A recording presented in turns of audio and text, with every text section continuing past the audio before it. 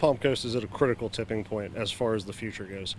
We are at a point where we are trying to figure out, for a better sense of the term, between the comprehensive plan and just the overall sentiment that residents are feeling about building, development, and where we see the city and wanted it to be headed. Personally, I think Palm Coast lacks a vision right now. We don't really have a sense of direction. It seems to be we're just building at a rampant pace.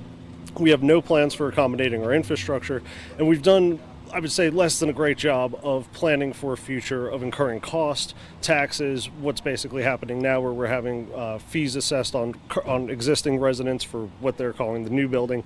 There's plans for the westward frontier to expand. So there's a list of all these things that are good in the sense of growth for cities, are helpful for stabilizing the economy, but bad in the sense of if you do too much growth without the prior planning and the proper implementation of the good planning, you're just going to go to basically what a lot of failed cities where we've seen where it's grow, and then all of a sudden there's not the economic development, there's not the jobs, there's not the industry to support the new residents that are moving here, and the taxes just quite frankly can't keep up. It's tough. So I think the state of the city, I don't want to say is in shambles, but I do think it is a mess, and I do think there is a direct correlation and a disconnect between our representation and the residents' wants and needs of this community.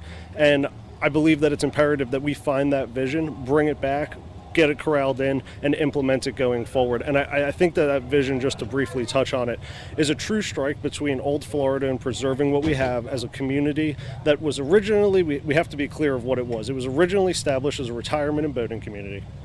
It was then turned into basically a bedroom community for St. Augustine, Daytona, where people would come live here and then work outwards. And we're at the point now where we have seen so much expansion that we can't just say we're a retirement community anymore, because we have morphed past that. But we have to keep in mind the reason that not only retirees move to this area, but also people that are still moving here to this day. Mm-hmm. And that's what gets me specifically, is there's a very common theme between people that have been here for 40 years and people that have been here for 4 months.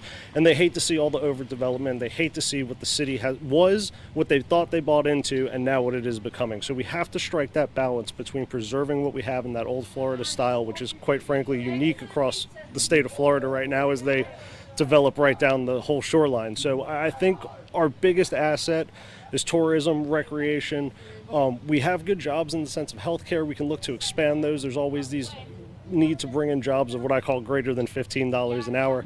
And the city just has to focus on where we need to be headed for the future viability of this city in the long term.